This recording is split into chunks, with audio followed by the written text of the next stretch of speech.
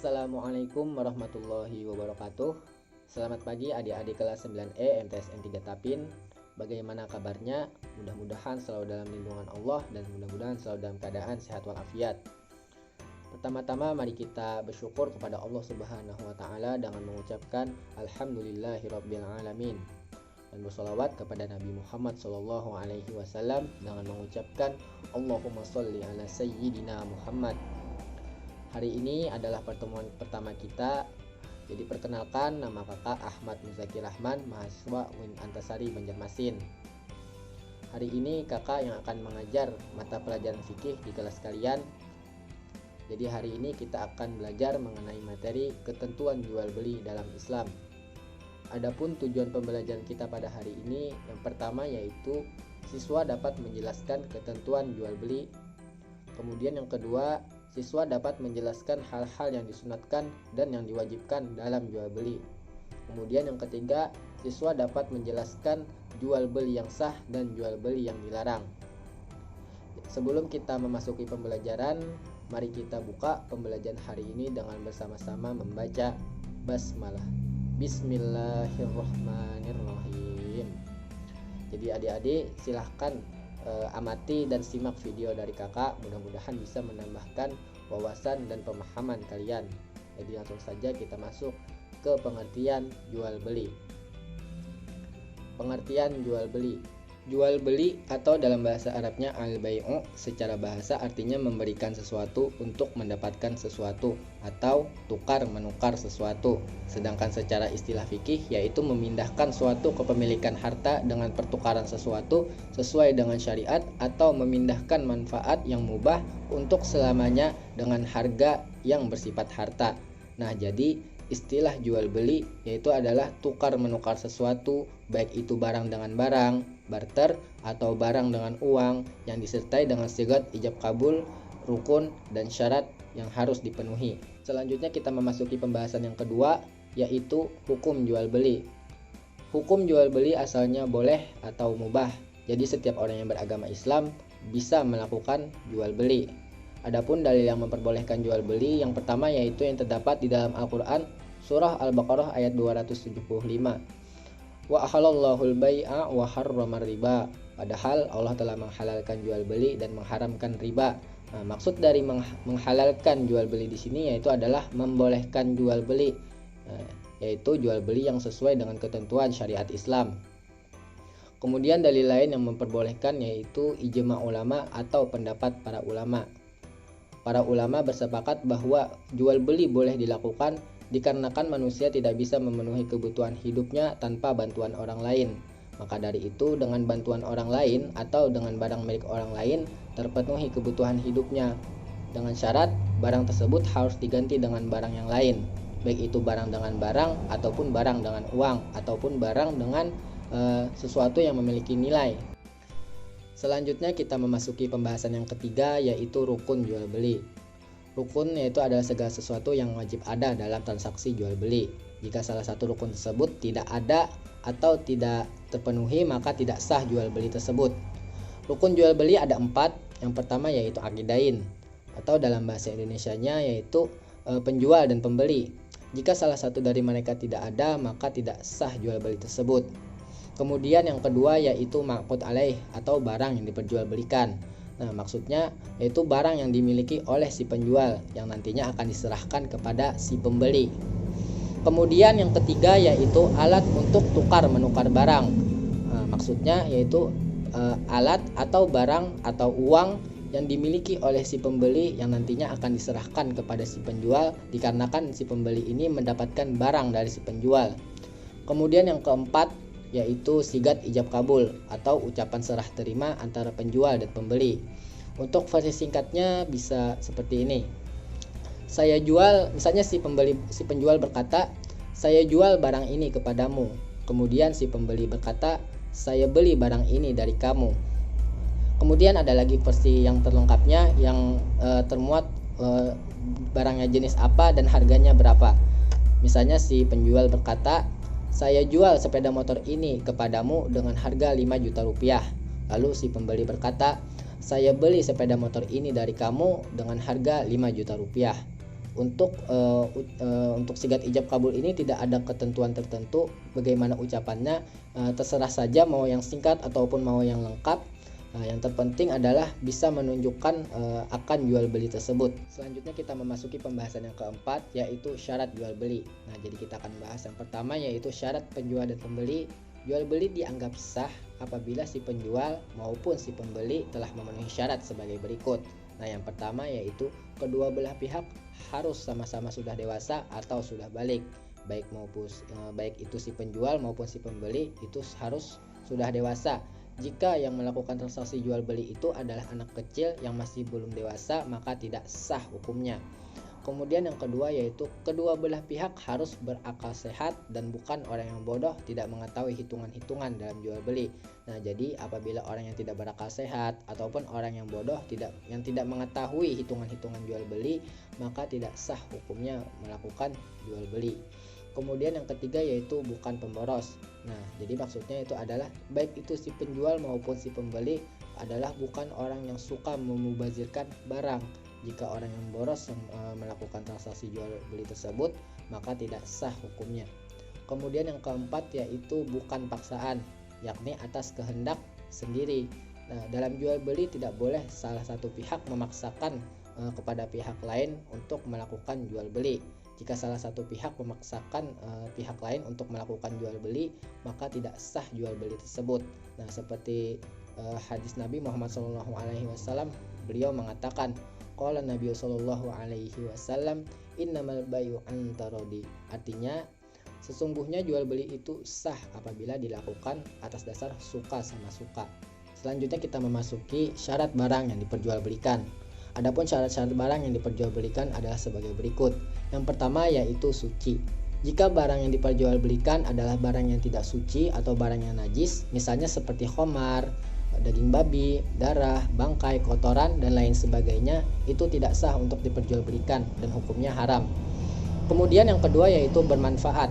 Nah, semua barang yang diperjualbelikan hendaklah memberikan manfaat, baik itu digunakan untuk konsumsi ataupun digunakan untuk sebagai alat. Maka semua barang yang tidak memberikan manfaat atau malah memberikan bahaya itu tidak sah untuk diperjualbelikan. Misalnya seperti minuman keras, kecoa, lalat, nyamuk, dan lain sebagainya.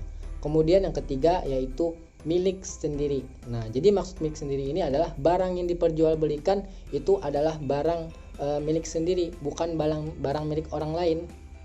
Misalnya seperti barang titipan, barang pinjaman, barang sewaan. Nah, jadi bila barang-barang seperti itu diperjualbelikan, itu tidak sah hukumnya.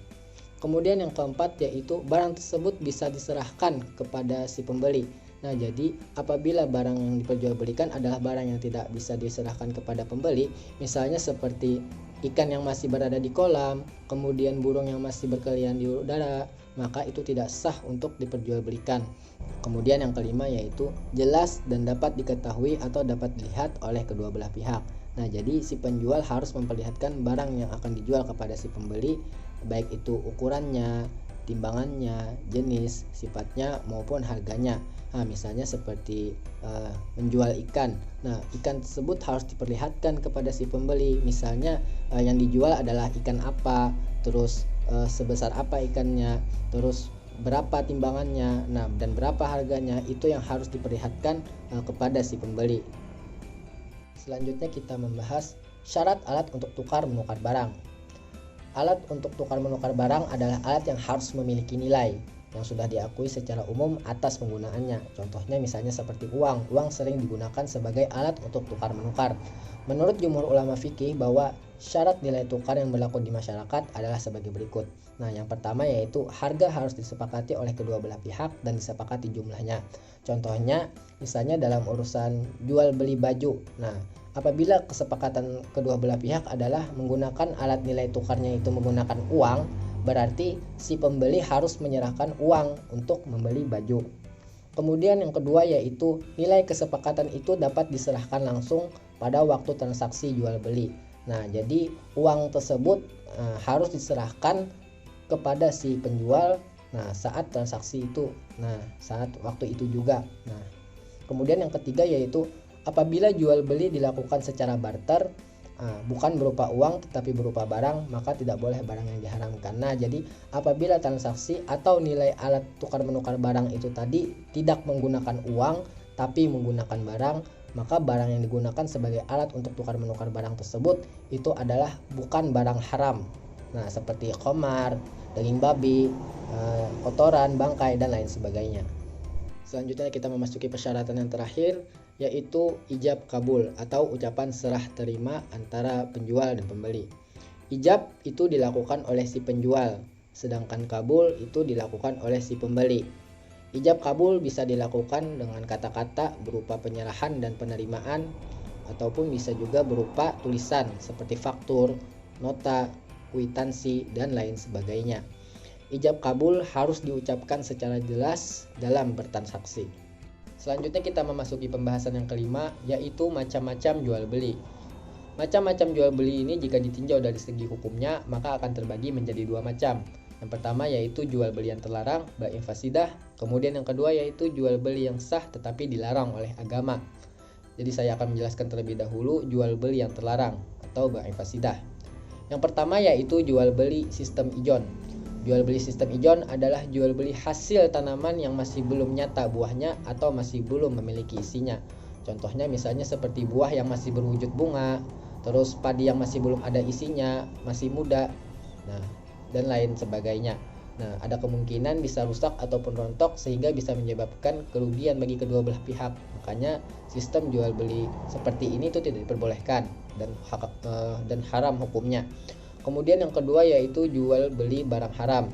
Nah, jual beli barang haram ini berdasarkan Al-Quran, hadis ataupun ijma ulama itu tidak diperbolehkan, tidak sah dan haram hukumnya. Misalnya jual beli minuman keras, khamar, daging babi, kotoran hewan, berhala, dan lain sebagainya. Kemudian yang ketiga yaitu jual beli sperma hewan. Jual beli sperma hewan tidak diperbolehkan dalam ajaran Islam karena masih belum bisa diketahui kadarnya dan masih belum bisa diterima wujudnya. Kemudian yang keempat, jual beli anak binatang yang masih dalam kandungan induknya. Hal ini didasarkan ada kemungkinan apabila anak binatang tersebut mati, maka akan menyebabkan kerugian bagi si pihak pembeli. Kemudian yang kelima yaitu jual beli barang yang belum dimiliki. Nah, maksudnya adalah barang tersebut masih belum diterima si pembeli dan masih berada di tangan penjual pertama, sedangkan si pembeli ingin menjual kembali barang tersebut sebelum menerima barang itu. Kemudian yang keenam, jual beli barang yang belum jelas. Nah, jadi jual beli barang yang belum jelas atau ada unsur gharar itu tidak diperbolehkan dan haram hukumnya.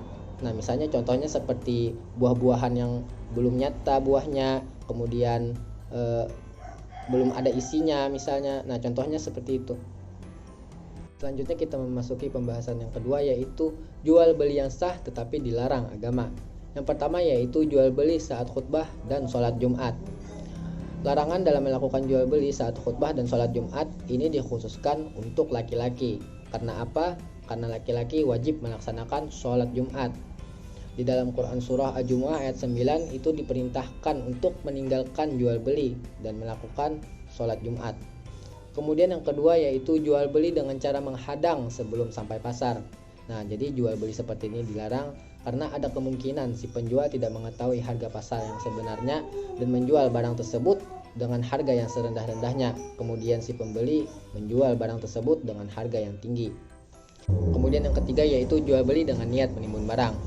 Oleh karena itu agama Islam melarang jual beli seperti ini dikarenakan pada saat orang banyak membutuhkan, ia malah menimbun barang tersebut. Lalu kemudian ia menjual barang tersebut dengan harga yang setinggi-tingginya karena barang tersebut menjadi langka. Kemudian yang keempat yaitu jual beli dengan cara mengurangi ukuran dan timbangan. Jual beli seperti ini tidak dibenarkan juga oleh agama Islam dikarenakan dengan tujuannya yaitu untuk mengurangi timbangan dan ukuran sehingga memperoleh keuntungan yang lebih banyak. Nah, misalnya seperti si penjual mengatakan bahwa ia menjual 1 kg beras, sedangkan yang ditimbang itu hanya beratnya itu sekitar 9 ons atau tidak mencapai 1 kg. Kemudian yang kelima, jual beli dengan cara mengecoh. Nah, jadi jual beli seperti ini mengandung unsur penipuan dan menzalimi pembeli, sehingga agama Islam melarang hal tersebut. Nah, misalnya contohnya si penjual mangga meletakkan mangga-mangga yang bagus di atas meja, kemudian mangga yang jelek itu diletakkan di tempat lain. Nah, jadi saat ada pembeli yang membeli mangga tersebut, si penjual malah mencampurkan mangga yang jelek dengan mangga yang bagus lalu menimbangnya. Kemudian yang keenam, itu jual beli barang yang masih dalam tawaran orang lain. Apabila masih terjadi tawar-menawar antara pihak penjual dan pihak pembeli, maka si penjual tidak boleh menjual barang tersebut kepada orang lain. Juga sebaliknya, si pembeli yang ingin membeli sesuatu tetapi sesuatu itu masih dalam tawaran orang lain, maka tidak boleh ikut membeli barang itu. Nah, kecuali ada kepastian bahwa si pembeli sebelumnya tidak jadi membeli barang tersebut. Nah, jadi sekian dulu pembelajaran kita pada hari ini. Mudah-mudahan bermanfaat dan dapat diamalkan dalam kehidupan sehari-hari. Mari kita tutup pembelajaran hari ini dengan bersama-sama membaca hamdalah. Alhamdulillahirabbil alamin. Kakak akhiri dan mengucapkan Assalamualaikum warahmatullahi wabarakatuh.